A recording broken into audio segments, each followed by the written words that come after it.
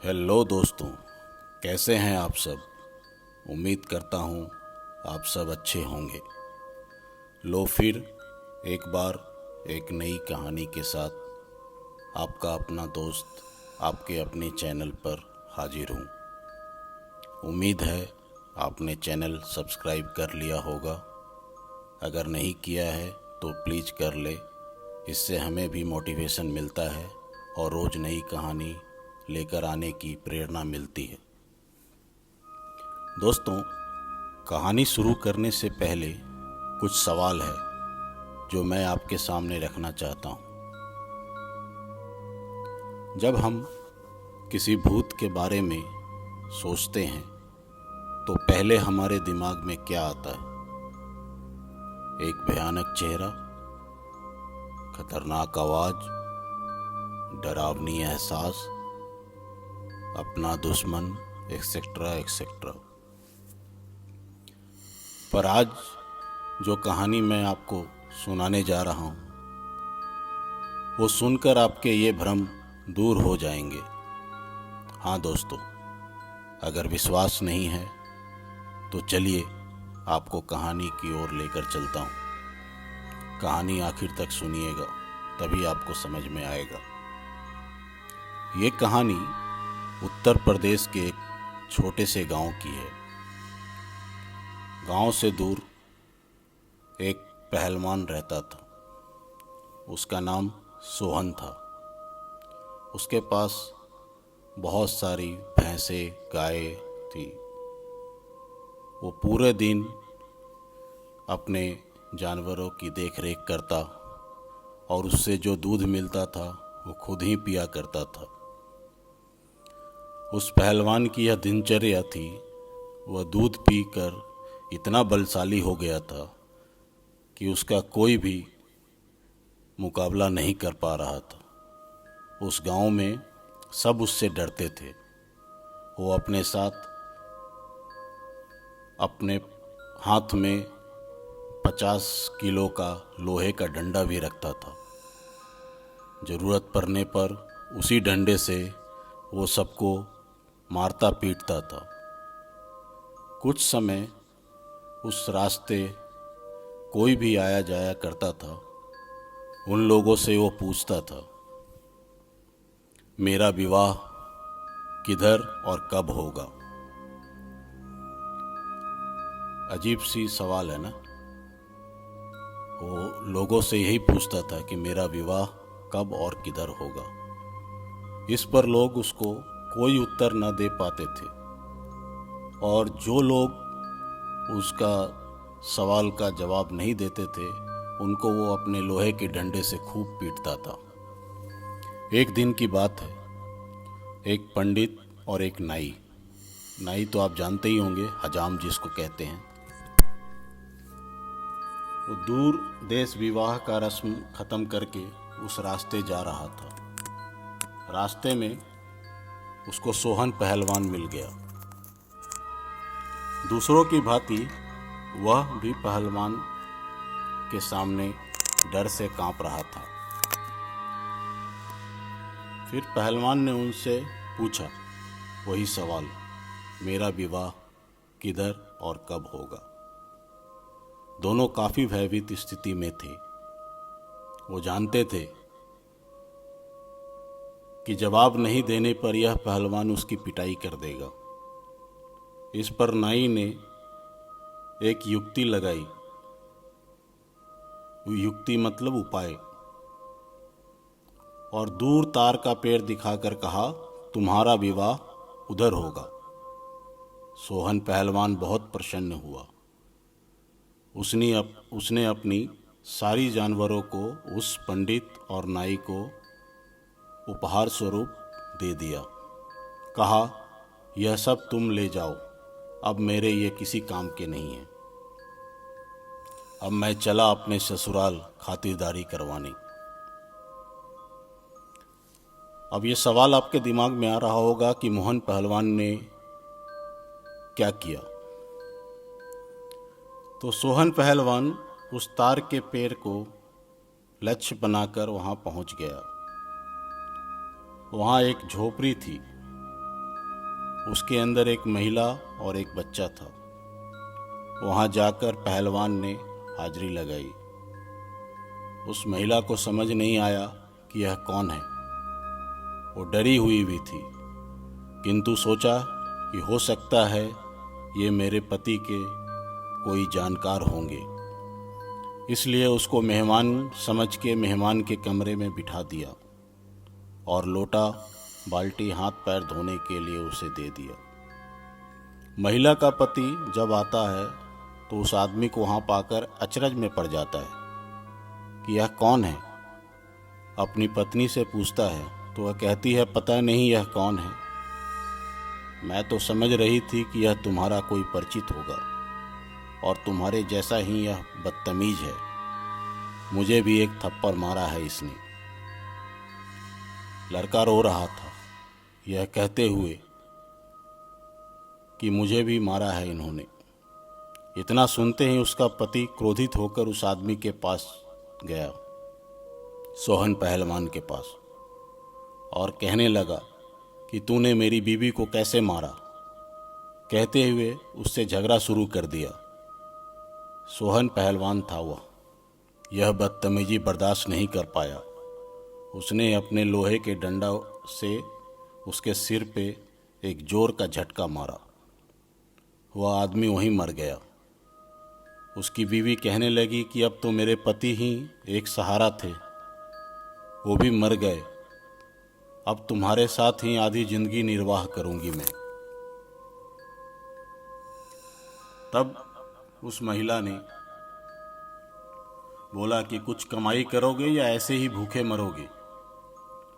बिना कमाई के जीवन कैसे चलेगा। सोहन पहलवान भैंसों का दूध पीने के अलावा कोई काम नहीं जानता था। उस महिला से पूछा, कमाई वह क्या होता है, बताओ कैसे करते हैं कमाई। महिला ने उसे बताया कि राजमहल में जाओ, जाकर राजा से कुछ खेती के लिए ज़मीन मांग लो, जिस पर खेती करके हम अनाज उगाएंगे और उस अनाज से अपना जीवन निर्वाहन करेंगे। पहलवान अपना डंडा हाथ में लेकर राजमहल की तरफ चल पड़ा। राजमहल से कुछ दूर रहा होगा कि लोगों ने उसे अपनी ओर आते हुए देखा तो सब डर के मारे थर थर कांपने लगे। वह यहाँ क्यों आ रहा है, ये क्रोध में हम सबको मार डालेगा। तभी सबने जाकर राजा को बताया। राजा ने अपने मुंशी को तुरंत उसके पास जाकर उससे आने का कारण पूछने के लिए कहा। मुंशी ने पहलवान के पास आकर उसके यहाँ आने का कारण पूछा। तब पहलवान ने बताया कि वह खेती के लिए कुछ ज़मीन राजा से मांगने आया है।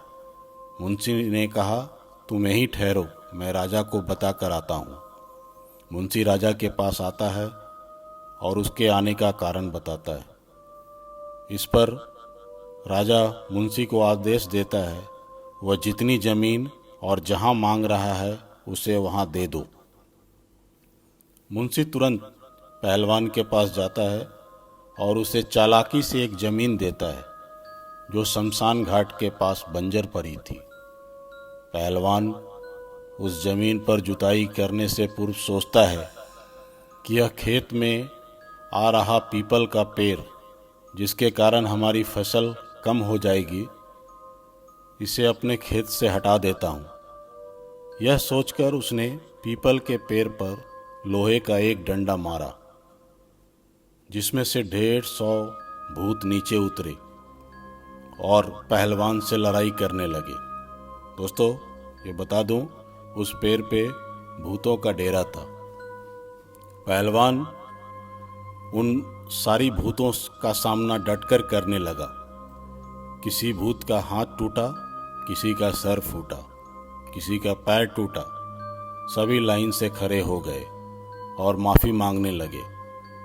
उन्होंने पीपल के पेड़ को हटाने का कारण पूछा, जिस पर पहलवान ने स्पष्ट कहा कि यह मेरे खेत में आ रही है, इसलिए मैं इसे यहाँ से हटा दूंगा। अब आप सोच रहे होंगे कि भूतों ने क्या किया।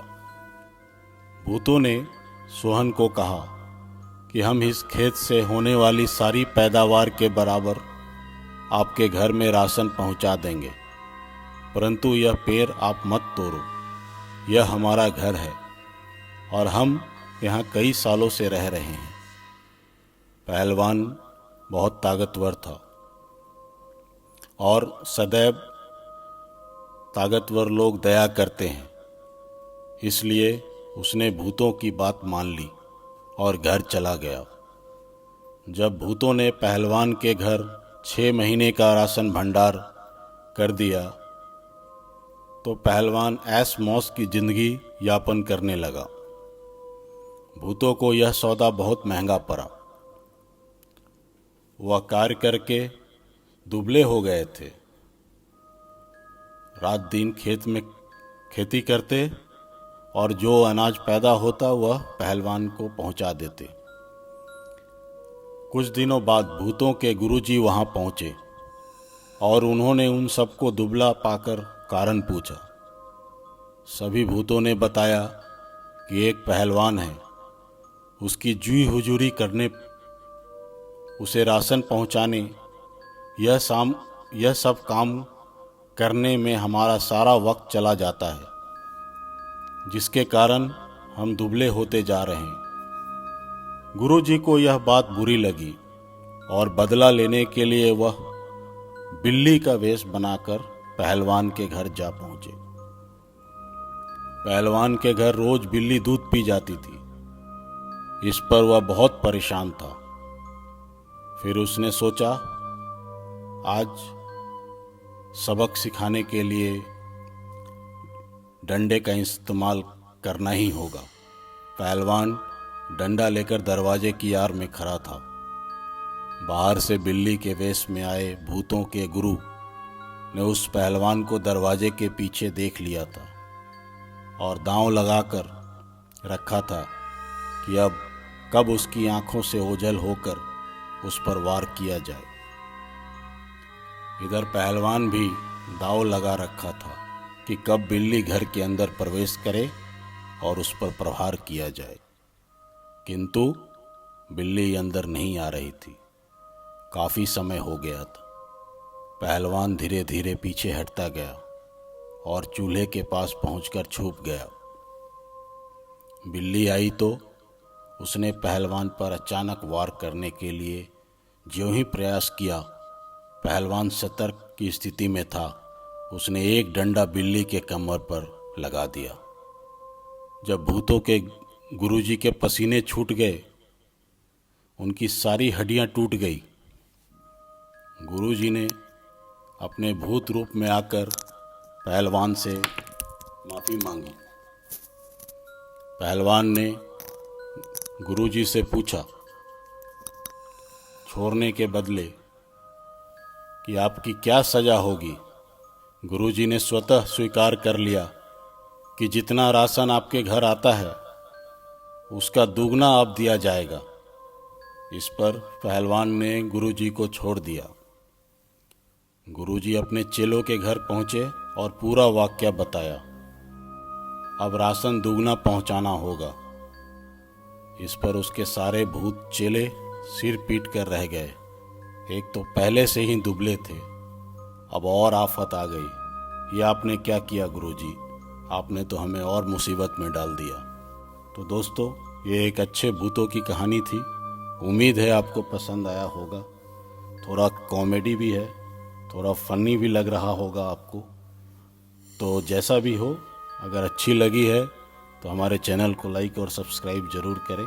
थोड़ा आपका मूड चेंज करने का कोशिश कर रहा था। रोज़ आपको डरावनी कहानी सुनाने से सोचा कि आज एक आपको नई तरह की कहानी सुनाऊं। बस यही एक छोटी सी कोशिश थी। धन्यवाद।